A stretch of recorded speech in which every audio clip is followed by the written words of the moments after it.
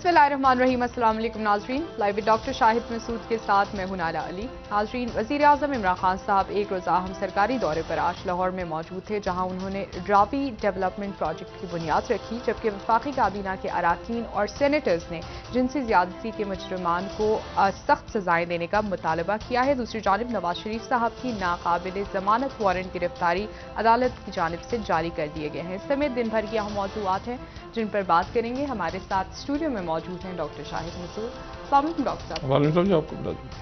Doctor साहब, सानेहा motorway के हवाले से कुछ दिनों से हम देख रहे हैं, पहले CCPO की जानिब से गैर जिम्मेदाराना बयान दिया गया, उस पर तनकीद का निशाना बनाया गया अपोजिशन जमातों की जानिब से। अब अपोजिशन लीडर शहबाज शरीफ साहब की जानिब से एक इंतहाई गैर जिम्मेदाराना बयान दिया गया, जिसको भी तनकीद का निशाना बनाया जा रहा है। आप क्या समझ रहे हैं? शहबाज शरीफ साहब ने क्या कहा?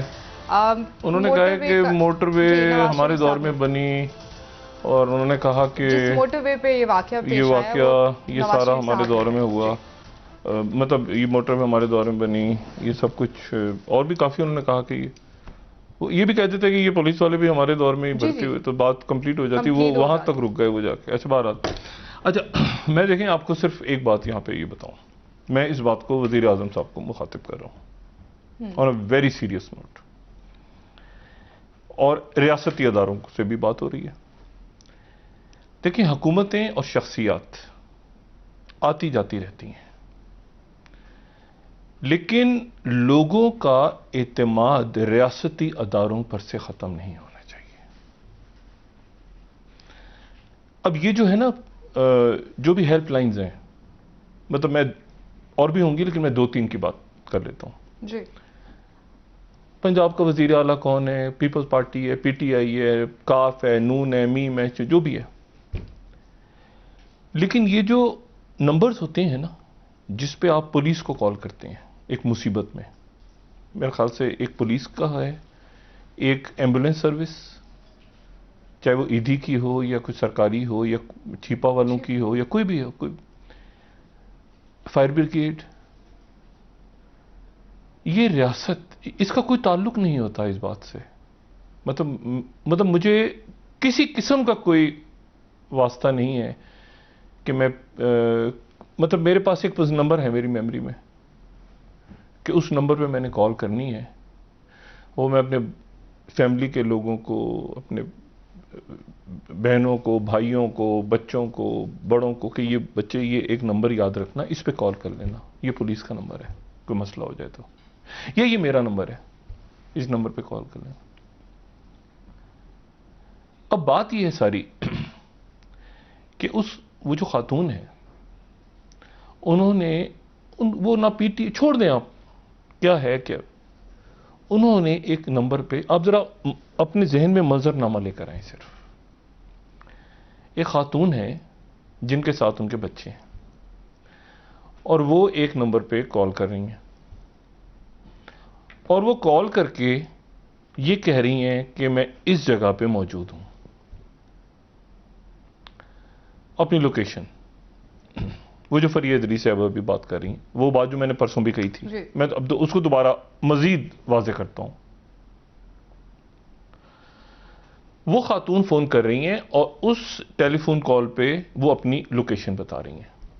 उनसे कहा जा रहा है इधर से आप इधर इस नंबर पे कॉल करें, फिर इस नंबर पे कॉल, छोड़ दें मोटरवे है, पंजाब है, सिंध है, छोड़ दे, रियासत है ना एक, वो किसी उनके पास बस नंबर है, बच्चे ने बताया होगा कि हमें ये नंबर इस पे कॉल करें, बच्चे को याद होगा या शायद खातून को खुद याद हो।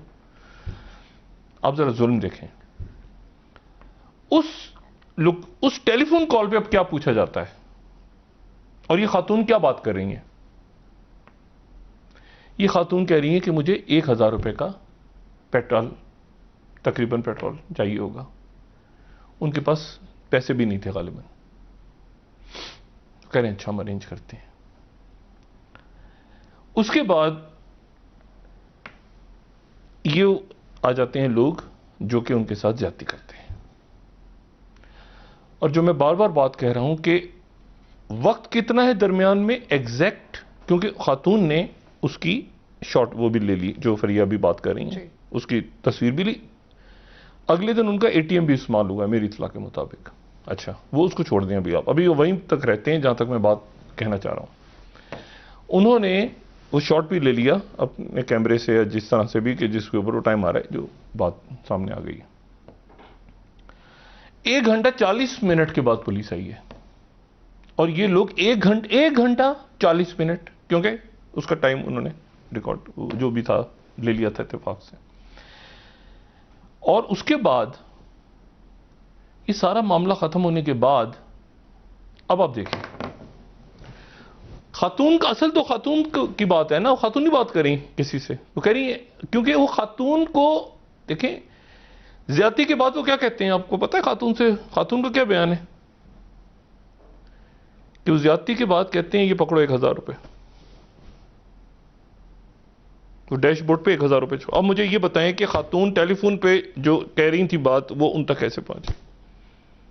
ये जो पेट्रोल था इसके 1000 रुपए तो डैशबोर्ड पे उन्होंने छोड़ दिया। कॉल कर रही हैं पुलिस को, यानी मैं कॉल करूं कि घर में आग लग गई है फायर ब्रिगेड को, और जवाब में लोग आ जाएं और घर पे पेट्रोल फेंकना शुरू कर दें, या मैं कॉल करूं पुलिस को कि डाकू आ गए और 50 डाकू और कूद जाएं। ये इसका ताल्लुक सियासत से नहीं है ये, और सजाएं वजाएं ये ड्रामेबाजी को देवदास बना हुआ है, कोई वो जो है वो दिलीप कुमार और कोई नगमे को ये कर दो, मैं टुकड़े कर दो, कुत्तों को खिला दो, ये कर दो, फलां कर दो।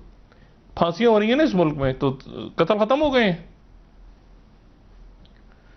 ये अपने हीरो बनने के चक्कर में ना सारे, इसको अच्छा सजाए दो तो मेरा बस चले, कुत्तों के ये खिला दूं, कुत्तों का गोश्त बिक रहा है जो लोग खा रहे हैं, ये गधों का गोश्त बिक रहा है।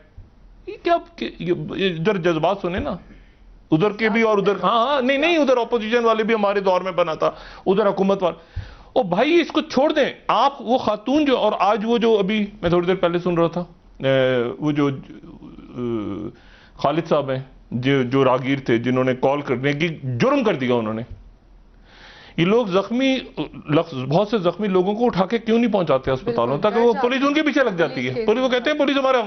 अब वो जिसने कॉल की उसको खज्जल ख्वार कर दिया, आखिर में आज उसका झगड़ा हुआ है, उसको बार बार बुला रहे हैं, बार बार थाने बुला। एक इंडियन फिल्म आई थी दामनी, मीनाक्षी की, वो जिसका मशहूर डायलॉग है तारीख पे तारीख तारीख पे, उसमें आखिर में वो यही होता है। वो दामनी कहती है, वो जो उसकी हीरोइन है वो कहती है कि मुझे नहीं चाहिए इंसाफ। उसको इतना खज्जल ख्वार करते हैं, वो अमरीश पुरी ने कैरेक्टर अदा किया हुआ है वकील का, वो इतना ख्वार करता है क्या किया था तुमने, कहां लेके गए थे, साबित करो, कितने लोग थे, कहां पे मतलब वो उसको खज्जल ख्वार कर देते हैं। अब यहां पे कोई जाएगा मुझे बताएं कि उस बंदे ने जिसने सिर्फ कॉल की थी उसको 10 दफा बुलाया जा चुका है, और तुम शनाख्त करो, वो कह रहा है मैंने नहीं देखी शक्ल, लेकिन आप तुम शनाख्त करो, कहो कि यही आदमी है। तो आखिर में उसकी लड़ाई हुई है अभी थोड़ी देर पहले, उसने कहा मैंने नहीं देखी शक्ल, कहते हैं इनको शनाख्त करो। ये बाला मिस्त्री कौन है, किसने इतराफ की है? जी डॉक्टर साहब, 2 बंदे हैं, एक बाला मिस्त्री और एक बाला मिस्त्री। तो रोज एक नया करेक्टर आ रहा है ना, कल शफकत है तो अच्छा, अब शफकत को तो एक दिन और रख देना पुलिस कस्टडी में, वो लियाकत अली खान का कत्ल भी मान लेगा, उसको पुलिस के पास रखें, वो लियाकत अली खान का कत्ल भी मान लेगा, वो जो है ना वो 9/11 भी मान लेगा, वो कैनेडी को भी इसने मारा था, वो आप रखिए ना जरा पुलिस के कस्टडी में, वो सब मान लेगा। अच्छा, लेकिन आप कमाल देखें, जो खातून बात कर रही है, अच्छा वो अब किसी पे ट्रस्ट नहीं कर रही, वो किसी पे ट्रस्ट नहीं कर रही। ये अजीब आदमी है ये अच्छा, और जब तक वो आराम से वापस नहीं चले गए ज्यादती करके और 1000 रुपए छोड़ के, एग्जैक्ट 1000 रुपए जो वो खातून ने पुलिस पे जो कॉल की थी उनसे मांगे थे, उस वक्त तक पुलिस नहीं आई, वो आराम से गए हैं, फिर पुलिस आई है। अच्छा तो ये तो मामला अब उलझ गया है। ठीक है, खातून जो है वो जो बात कर रही हैं वो बात क्या है, 1000 रुपए का उनको कैसे पता चला? अच्छा जी, अब आप आ जाएं जरा कि आज का दिन, अगले चंद घंटों में एक ऐसा वाकया है जो एक जाहिर है कि एक इवेंट कह लें या इसको जो भी नाम दिया जाए, जिसके बहुत दूरस असरात मुरतब होंगे पूरी दुनिया पे, पूरे खत्ते पे, और देखते हैं कि वो क्या होंगे। वॉशिंगटन का जो टाइम है, मकामी टाइम, दिन के 12 बजे और इसराइल में टाइम होगा सुबह के शाम के 7 बजे। और व्हाइट हाउस में उनका जो साउथ लॉन है व्हाइट हाउस का, उसमें मुलाकात हो रही है पहले ट्रंप और नेतन्याहू की, और उसके बाद उस मुलाकात में ही शामिल हो जाएंगे। 1-on-1 मीटिंग होगी पहले, उसके बाद उस मीटिंग में यूएई के फॉरेन मिनिस्टर और बहरीन के फॉरेन मिनिस्टर शरीक हो जाएंगे। उसके बाद दोनों की 1-on-1 यानी दोनों वज़राए खारजा की भी 1-on-1 मीटिंग होगी ट्रंप से जी।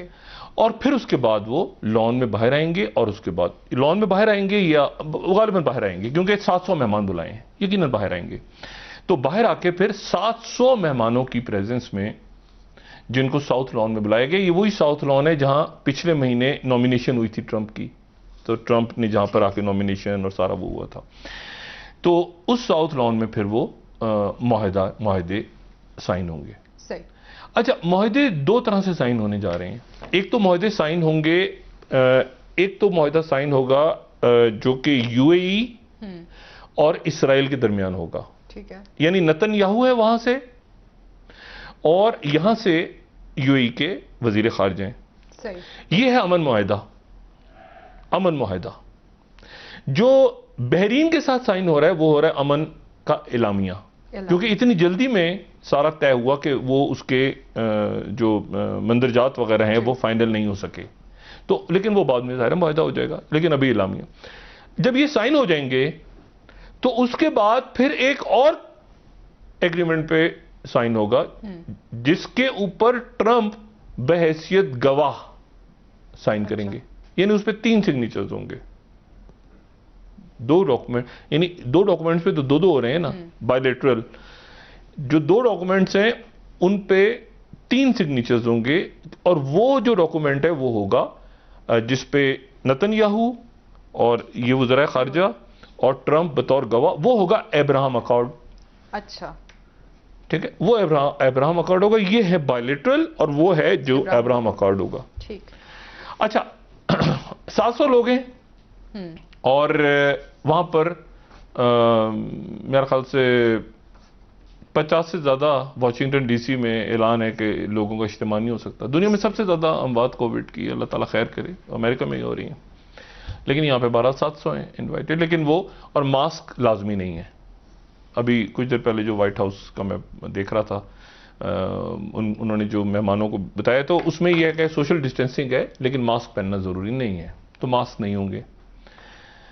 थोड़ी देर पहले जो है वो एक तो ये बात। अच्छा, इसमें मैं आपको सिर्फ ये एक बात बता दूं कि जो बहरीन है ना, बहरीन की यूएई की अपनी इंपॉर्टेंस है बिल्कुल अलग, और एक बड़ा ब्रादर मुस्लिम मुल्क हमारा, लेकिन जो बहरीन है उसकी एक अलग इंपॉर्टेंस है। ठीक है। बहरीन जो है ना वो कुछ 40 के करीब जजीरे हैं, जिनमें मनामा सब बड़ा दरमियान में, और फिर वो जो है वो एक ब्रिज के जो है एक पुल के साथ वो जाके सऊदी अरेबिया से वो मिलता है। अच्छा, बहरीन जो है 71 में आजाद हुआ, लेकिन इसको ईरान जो है बहरीन में और यूएई में और बाकी खलीजी रियासतों में थोड़ा सा फर्क है। ठीक है।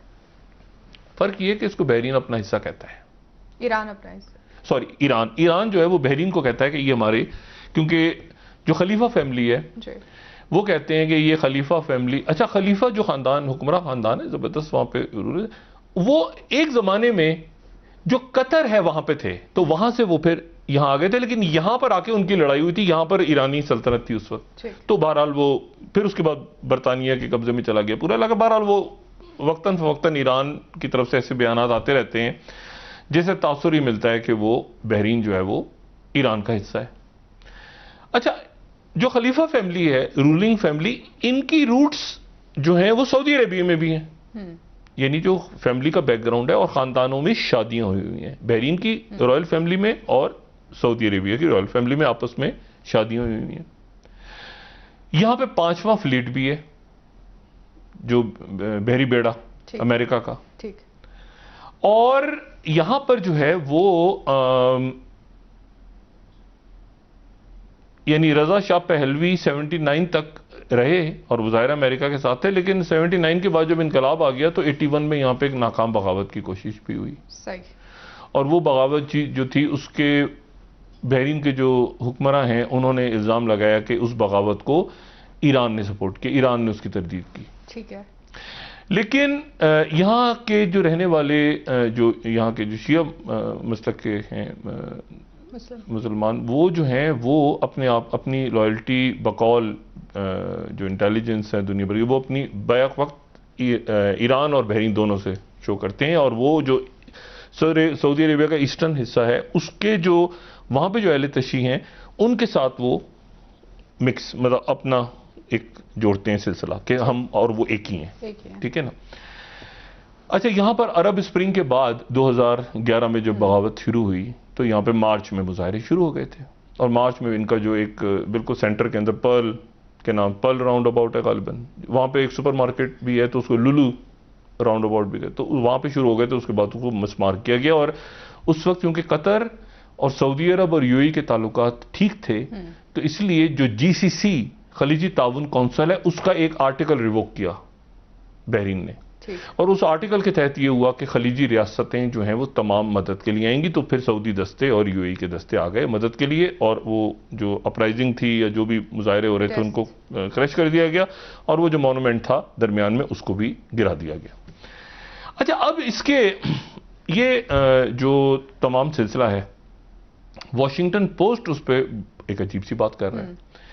वो कह रहा है कि पीस डील हो रही है, आर्म सेल हो रही है। हो क्या रहा है, मतलब ये इसको अमन मुआहिदा कहा जाए लेकिन इसमें तो असला है। तो असला अगर दिया जा रहा है तो फिर ये आर्म सेल क्या, ये पीस का इसको नाम क्यों दे रहे हैं? क्योंकि propose sale of F-35 jets to UAE, इससे तो इसराइल डरा हुआ है। अच्छा, ट्रंप जो है उन्होंने अभी थोड़ी देर पहले फॉक्स को एक इंटरव्यू दिया है, यानी दिन का आगाज उन्होंने एक फॉक्स ने उनका इंटरव्यू चलाया अभी थोड़ी देर पहले खत्म हुआ है, तो उसके जरा आप खबर सुने। और राइटर्स वाले क्या कह रहे हैं कि ट्रंप कहता है कि मैं तमाम खलीजी मुल्कों को असलहा बेचूंगा। ये तो राइटर्स की स्टोरी है। लेकिन वो जो इजरायली मीडिया है वो कहता है, वो कह रहा है कि जो उनका वायनेट है वो कह रहे हैं कि जी I would sell weapons sold to Israel to Gulf states too. और फॉक्स न्यूज को कह रहे हैं कि some people may go to war. अच्छा, कुछ लोग जंग में चले जाएंगे। लेकिन मसला ये है कि अदर कंट्रीज मिडिल ईस्ट में पैसा बहुत है। ये देखें जरा, वो कहने का पैसा, जिसके पैसा है तो मैं उन्हें असला क्यों नहीं बेचूं, मैं तो असला बनाता हूं तो मैं तो बेचूंगा। अच्छा, अब इसके ऊपर मसला अजीब सा बेचैनी है क्योंकि साथ ही जो उनके जो इंटेलिजेंस चीफ हैं वही कह चुके हैं कि हमें, पोम्पियो ने कहा है कि और कुशनर ने कहा है कि जी हर सूरत में इसराइल की बालादस्ती कायम रहेगी। तो इसराइल की बालादस्ती कायम रहेगी तो F-35, ये बात छुपाई तो नहीं गई पीछे। अच्छा, चलें, एक तो ये रौला हो गया। दूसरी जो अजीब सी बात है वो ये कि उनका जो इसराइल हयाम है वो कह रहा है कि अगला मुल्क कौन सा होगा, अगला मुल्क कौन सा होगा। तो will Oman take a calculated risk, जी मैं 2 मिनट लूंगा प्लीज, 2 मिनट लूंगा। Will Oman take a calculated risk and make peace. Oman के ऊपर सवाल है, ओमान बीच में जो टॉक्स होती है ना बैकग्राउंड अमन, जैसे यमन का मामला मैंने पहले भी कहा था कि उसमें वो एक सालिसी का किरदार अदा करता है, ईरान के साथ भी ताल्लुक आते हैं। लेकिन 2 बड़े इसराइल के अखबारात जो हैं वो पाकिस्तान का जिक्र कर रहे हैं। सही। इसराइल के अखबार, इसराइल में कह रहा है Pakistan could be next to normalise ties with Israel. और वो एक पाकिस्तानी निजाज शहरी जो कि बरतानिया में, उनके हवाले से वो कह रहे हैं कि उनके पास ये इतला है कि पाकिस्तान होगा अगला मुल्क। अच्छा, एक अखबार को आप छोड़ दें तो फिर सबसे बड़े अखबार पे चले जाएं, वो है उनका हैरिस अखबार जो है, वो कह रहे हैं कि Pakistan rejection of Israel threatens Pakistani life. और ये अगर पाकिस्तान इसराइल को नहीं मानता, ये आज ही हुआ है, ये आज ही की, यानी एक तो आज आया है और एक कल का है। अच्छा, वो कह रहे हैं कि जो बाइकआउट से क्या हासिल होगा पाकिस्तान को, क्योंकि पाकिस्तान के पास जो है वो पाकिस्तान को एड चाहिए बहुत सारी, पाकिस्तान को टेक्नोलॉजी चाहिए, पाकिस्तान कैसे अपने सरवाइव करेगा। तो पाकिस्तान अगर ना कहता है तो उसके नतीजे में पाकिस्तान के लोगों की जिंदगियां जो हैं वो, और पाकिस्तान के अंदर कोई इशू भी नहीं है। फिर आगे जाके वो एक और बात लिख रहा है, वो कहते हैं कि अगर जी आप ये अखबार इजराइल के, वो कह रहे हैं कि जी पाकिस्तान ने जो है वो अमेरिका के लिए जो अफगानिस्तान में भी हुआ उसको भी मान लिया था, उससे पहले दूसरे जो ऑपरेशन वो सारे मान लिए थे, तो इस पर क्यों एतराज कर रहा है पाकिस्तान। दो बड़े अखबार आज कह रहे हैं कि पाकिस्तान कुड बी नेक्स्ट। अब वो क्यों कह रहे हैं, क्या वजह है उसकी, आप मेरे ख्याल से वक्फा ले लें। और आज मैं आपसे गुजारिश कर रहा हूं कि वक्फा ले लें। अच्छा जी ठीक है डॉक्टर साहब, आपसे मजीद खिते के मामला, क्योंकि मैं इस पे, हाँ जरा वक्फा लें, मैं आपको एक दो और जरा दिलचस्प बातें बताता हूँ कि क्यों नाम ले रहे हैं। ठीक हो गया डॉक्टर साहब। नाज़रीन एक ब्रेक ले लेते हैं, हमारे साथ रहिएगा।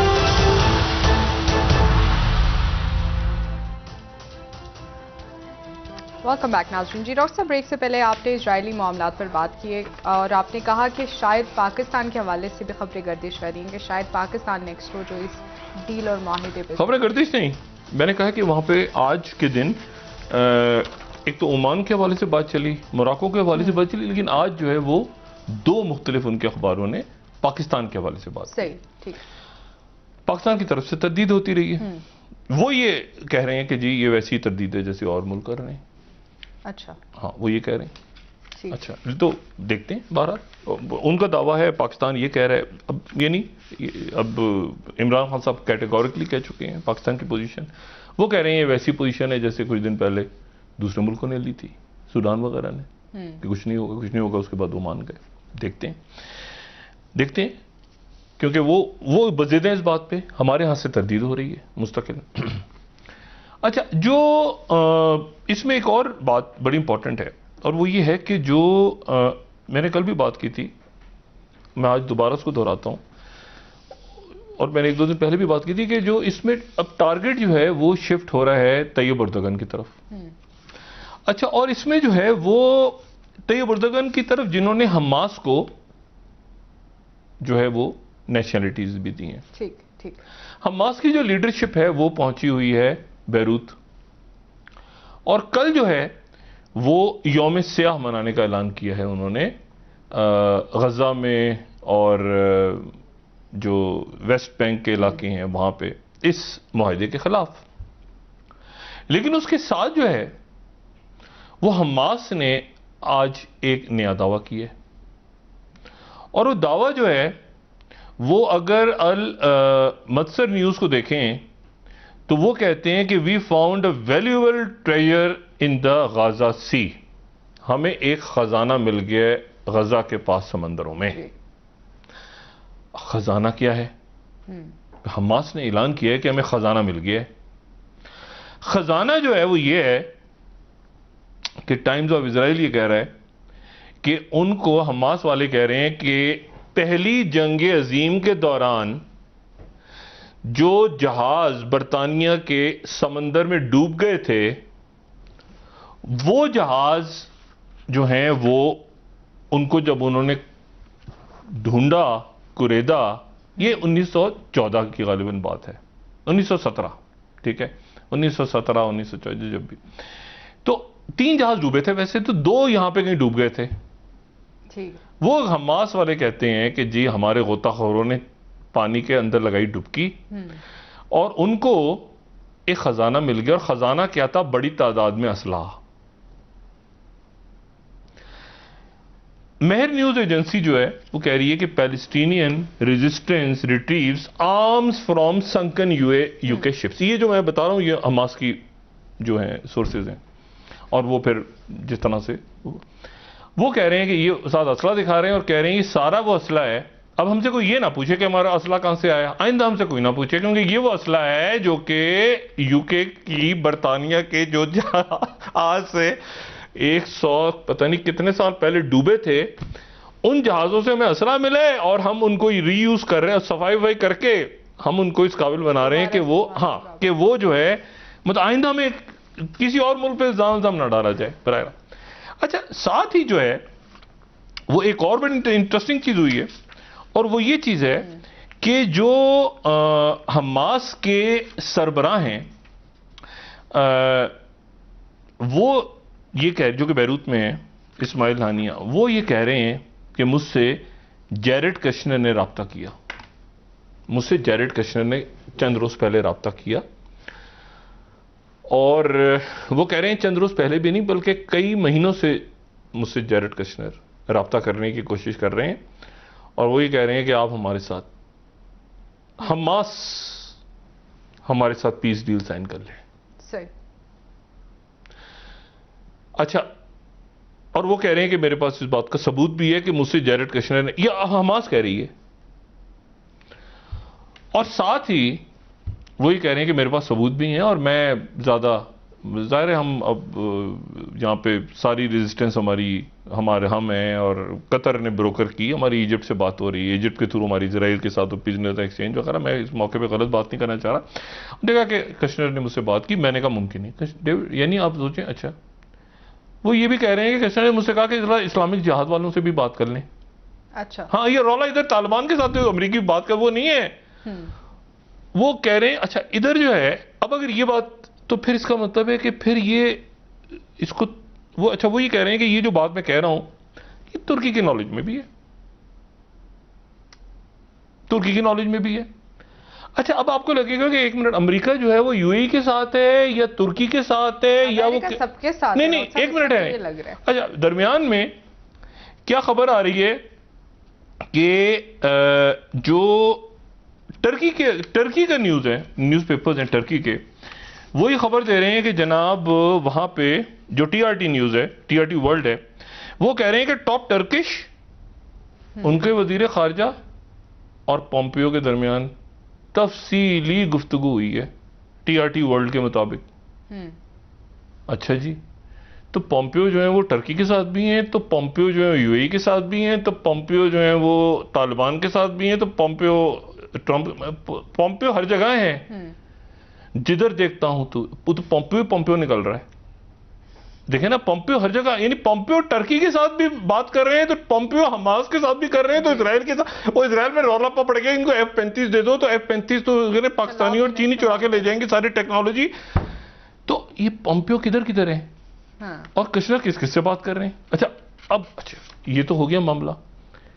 दूसरा जो है वो ये हुआ है कि अब पोम्पियो, ठीक है ना, तो पोम्पियो फ्रांस, एक हो गया ना नेटो, फ्रांस के साथ है यूएई, ऐसे ही है ना, फ्रांस के साथ यूएई है, फ्रांस के साथ जो है वो इसराइल है, और फ्रांस का फड्डा पड़ा हुआ है हमास के साथ, यानी तुर्की के साथ। ऐसे फ्रांस उनकी टर्की फड्डा चल रहा है ना।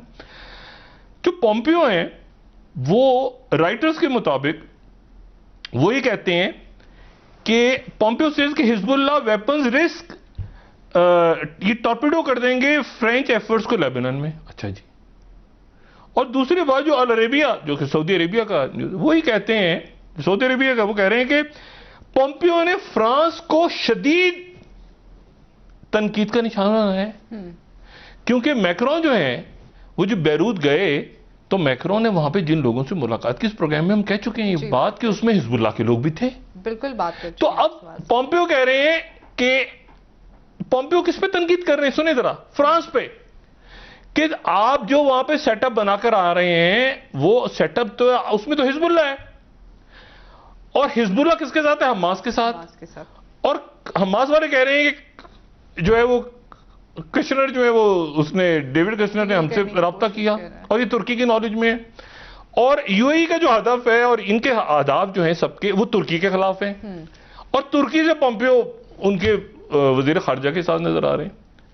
यहां इंडिया मोदी, इनके साथ क्या हो रहा है, अब ये देखें ना, इनके साथ ये हो रहा है कि South China Morning Post report दे रहा है कि स्टैंड ऑफ कंटिन्यूस इन चुशलवादी, वो खड़े हुए हैं चुशलवादी। हाँ, एलएसी खत्म हो गई, अब तो एलएसी कहां, अब तो इधर आगे, इधर आपके मार वाला है, अब तो इधर, अब इधर और पीछे पीछे पीछे। अच्छा, आज उनके राजनाथ जो है वो गए वहां पे स्पीच के लिए, उन्होंने पार्लियामेंट से अपने खिताब किया, और उस खिताब में उन्होंने कहा कि अब आए तो सही था, दिल्ली तक आए ना, मुंबई तक आए ना, फिर हम बताते हैं हम, यानी अपने ही पहाड़ों पे चढ़ के बैठे हुए हैं।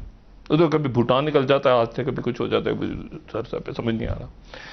असल सवाल जो अब खड़ा हो रहा है वो ये खड़ा हो रहा है कि क्या, चले आपकी इंटेलिजेंस फेल थी, मान लिया, आपको नहीं पता था, मान लिया, नहीं डिप्लोमेसी भी फेल, चले मान लिया ना, गलती हो गई ना, क्या इसराइल और अमेरिका की इंटेलिजेंस भी फेल थी जो उन्होंने आपको नहीं बताया? उनके सैटेलाइट जो जमीन पे पड़ी हुई एक सुई को भी ढूंढ लेते हैं, क्या उनको भी पीएलए नजर नहीं आ रही थी? हजारों की तादाद में जो वो पहाड़ों पे चढ़ के आपके गलवान वैली पे कब्जा कर रही थी, उन्होंने आपको अलर्ट क्यों नहीं किया? ये जो आपका असला आप खरीदते जा रहे हैं, खरीदते जा रहे हैं, खरीदते जा रहे हैं, और आप कह रहे हैं कि उनकी 5i का हमको हिस्सा बनाया जाए और उनकी 4i का और ये फलाना है, उनकी इंटेलिजेंस सर्विसेज ने आपको क्यों नहीं बताया? क्या आपने ये बात पूछी? और आपने जब ट्रंप से ये कहा कि जी हमारे साथ ये हुआ है, तो ट्रंप ने आपको आगे से क्या जवाब दिया कि शी जिनपिंग तो मेरा भी दोस्त है, जैसे वो टर्की करवा देता हूं, नहीं उसने कहा शी जिनपिंग और उनको दोनों का मूड खराब था। तो ये मोदी साहब के अपने अल्फाज हैं, ये सॉरी ट्रंप ने कहा ना कि मैंने फोन किया, मैंने कहा मैं मरम पट्टी करता हूं आके, तो आगे से मोदी का मूड खराब था। मोदी का मूड खराब नहीं होगा, ये नहीं, एक मिनट चले, आपकी मैं देखिए ना, आपकी इंटेलिजेंस, आपका वो इत्तेहादी है, आप तो यहां पे ठेकेदार है ना, चौधरी है ना इलाके के, आप तो ठेकेदार, ये क्वाड वार्ड बना के बैठे। आपको उन्होंने नहीं बताया कि ये हजारों जो वहां से ये याजूज माजूज आ रहे हैं वहां से, ये हजारों की तादाद में पहाड़ों पे चढ़ते हुए कुदालें उठा के, डंडे उठा के, सोटे उठा के आ रहे हैं, तो उन्होंने आपको बताया नहीं? आपका इंटेलिजेंस फेलियर तो रह गया अपनी जगह। बिल्कुल। जब पाकिस्तान की न्यूक्लियर के ऊपर बात हो रही थी, हमारे तो जो बरादर ममालिक थे उन्होंने खबर दे दी थी हमें कि आपके न्यूक्लियर के पीछे इजराइल लगा हुआ है। जी सर। और हमने धमकी लगाई थी जाके इंडिया में कि अगर आपके यहां से टेक ऑफ हुआ तो फिर देख लेना। ये हुआ था ना जियाउल हक साहब के दौर में। बिल्कुल। तो आपके इत्तेहादी कहां गए, कहां मरकब गए?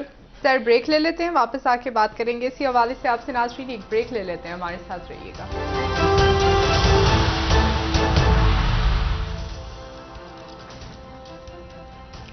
वेलकम बैक नाज़रीन। जी डॉक्टर साहब, ट्रंप पॉलिसीज और भारतीय नाकामियों के हवाले से बात कर रहे थे आप। एक तो वज़ीर आज़म साहब से गुजारिश, चीफ मिनिस्टर साहब से गुजारिश, बाकी तमाम लोगों से गुजारिश के ज़रा ये पुलिस के अंदर से कॉल कैसे लीक हुई इसकी, इस बात की तहकीकात करें। और इसको देखें, खातून जो होना था वो हो गया, ये मुजरिम को फांसी लगा दें, अदालतों के चक्कर 10 साल 15 साल ये लेकर आओ तारीख, उसके बाद यूं करो, फिर लोग पी जाते हैं। मतलब होता है ना कि लोग बस जो हो गया, नहीं ये क्या हुआ है, अच्छा ये था, तस्वीरें मीडिया में, यानी उसने वो जो प्राइवेटली बात की वो भी मीडिया पे लीक हो गई। वो खुद हुकूमत पंजाब के लोग कह रहे हैं कि वो रात को लीक हो गई, पुलिस के अंदर जो है, पुलिस ने लीक की। और जो एक ऑफिसर जिससे वो बात कर रही थी खातून, उस पर ट्रस्ट करके उसने जाके अपने सीनियर से कहा, वो एसपी है गालिबन, उन्होंने अपने सीनियर से कहा कि सारी कॉन्फिडेंशियली बड़ी मुश्किल से मुझसे बात करने पे तैयार हुई हैं, तो वो जो सीनियर थे उन्होंने कहा हमें दें, उन्होंने कहा सर वो अभी इनकम्प्लीट है, उन्होंने कहा दे तो ली, और मीडिया को लीक कर दी पुलिस के जो ऑफिसर थे,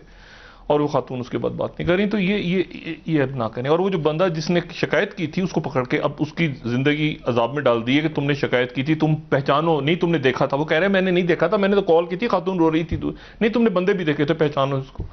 ये ज्यादती ना करें। ये झगड़ा हो रहा है, बाकायदा झगड़ा है इस वक्त लाहौर में कि उसकी पहचान करवाओ, वो बाला मिस्त्री है कौन है पता नहीं। तो इसको जरा सीरियसली देखें। दूसरी जो बात है, आज जो SCO की, शंघाई कॉर्पोरेशन ऑर्गेनाइजेशन की मीटिंग हुई, उसमें Ajit Doval national security adviser और यहाँ से हमारे डॉक्टर मोईद यूसुफ साहब, उन्होंने पाकिस्तान का वो झंडा आगे रख दिया, जो झंडा खुले मुंह के साथ जो नया झंडा है पाकिस्तान का, जिसमें गड़प किया जाता था। ये मोईद यूसुफ बड़े ज़बरदस्त हैं, बड़े ज़बरदस्त, ये नीचंद बड़े ज़बरदस्त लोगों में से। इन्होंने जनाब वो बड़े मुंह खुला, वो जो गड़प कर सकता है किसी भी वक्त किसी भी जगह को इंडिया की बेटे टेंशन में, तो वो अजीत दोवल जो है वो बैकआउट कर गए, नाराज हो गए, उठ के चले गए मीटिंग से। बदतमीजी है मीटिंग से उठ के जाना, वो चले गए, क्या कर सकते हैं। और दूसरी तरफ एक और बड़ा तमाशा, वो ज़ुल्म खलीज़ात आए थे पाकिस्तान, वो पाकिस्तान के बाद गए इंडिया। और इंडिया जाने के बाद आपको पता है ना, जो दोहा टॉक्स हुई तो उसमें जयशंकर ने भी खिताब किया था वीडियो लिंक पे, और खिताब करके कहा था कि हम तमाम पार्टियों को खुशामदीद भी कहते हैं, इस डायलॉग की भी फेवर करते हैं, सब कुछ करते हैं। असल बात यह है कि उन्होंने तालिबान को मान लिया। अच्छा। जब आप दो पार्टियों को मान रहे हैं कि हम देखें ना, आप दोनों के दरमियान, और साथ ही जरा सुने, साथ ही दावत भी दी है तालिबान को। अच्छा। मुल्ला बरादर, हक्कानी नई दिल्ली का दौरा करें, जरा बीजेपी की हुकूमत, जरा आप जरा गौर करें, वो कान मरोड़ा होगा ना ज़ुल्म खलीज़ात में। कि बच्चों अभी तक क्या मुंह फुला के बैठे हुए हो, तो उन्होंने उनको दावत भी दी है। तो कहते बात हुई मेरी किसी से वो कहते हैं तालिबान वाले कह रहे हैं कि यार ये जो है ना, हम जाएंगे तो सही, लेकिन ये पहले इनसे ये बाबरी मस्जिद का क्या किया, वो अपनी शराइत पे जाएंगे। अच्छा, अमरीकी कह के कहेंगे इनके करो बात, करो बात। ये तो एक भारत तो ठुस, देखिए मैं जो बात कह रहा हूं कि वो भारत तो ठुस पड़ा हुआ है ना बीच में, टुंडा मुंडा, जमीन निकल गई, पहाड़ों पे चढ़ गए, पहाड़ एप्लीकेशन है डाउनलोड, इंटेलिजेंस वो हम हमें बताएंगे, हम जहाज खरीदेंगे, राफेल तैयारे लेंगे। दरमियान में आपको याद है वो एक दफा नाम लिया था उन्होंने, वुहान वायरस, उसके बाद से मोदी ने चाइना का नाम ही नहीं लिया। एक हमारा दुश्मन होता है, आपको पता है ना कौन होता है, कहते हैं पता है सबको, चाइना का नाम ही नहीं लेते। तो बात सारी ये है कि अब वो तालिबान को भी मान लिया है। यानी आप सोचिए बीजेपी अपने मुल्क में क्या कर रहे हैं, आरएसएस के गुंडे मुसलमानों के साथ, खुद जो क्रिश्चियंस हैं, जो हिंदूज हैं, उनके साथ क्या कर रहे हैं, और साथ ही तालिबान को मान के ये कह रहे हैं कि आप नई दिल्ली का दौरा करें और सरकारी मेहमान होंगे। बड़ी डेवलपमेंट है डॉक्टर साहब भारत की, बड़ी डेवलपमेंट है। वो नहीं मान रहे तालिबान वाले, तालिबान वालों के नखरे नहीं शराइत पे, वो कहते हैं शराइत पे आएंगे, जरा पहले हम जरा उधर जाएंगे ना, शाहीन बाग वगैरह में क्या हो रहा है, जरा मुजाहरे वजारे से खिताब किताब करेंगे ना, ओवैसी वगैरह ये वो, जरा खाना पीना, कश्मीर का चक्कर वगैरह लगा के आएंगे, सही होगा। लेकिन अब अजीब बात है ये तालिबान को इंडिया ने मान लिया। यानी तो आप तस्वुर करें कि उन टॉक्स हम चाहते हैं कि कामयाब हो, हम दोनों मान लिया ना, मान लिया, जाहिर सी बात है। तालिबान को तस्लीम करना बीजेपी की हुकूमत का ये भी एक और बड़ी नाकामी कह लीजिए, नाकामी कह लें या क्या कहें इसको, तो अभी आप सोचें, अभी कल बात करेंगे ये क्या हुआ व्हाइट हाउस के बाद, क्या इतलात वहां से आती हैं, लेकिन ये बहरहाल बड़े इंपॉर्टेंट डेज। ठीक हो गया, बहुत बहुत शुक्रिया डॉक्टर साहब। नाज़रीन, प्रोग्राम का खत्म हुआ, कल इंशाल्लाह दोबारा आपसे मुलाकात होगी। मुझे नाला अली को इजाजत दीजिए, अल्लाह हाफ़िज़। अपने दोस्तों रिश्तेदारों गुर्दो नवाह के लोगों का सब ख्याल रखिएगा, अल्लाह हाफ़िज़।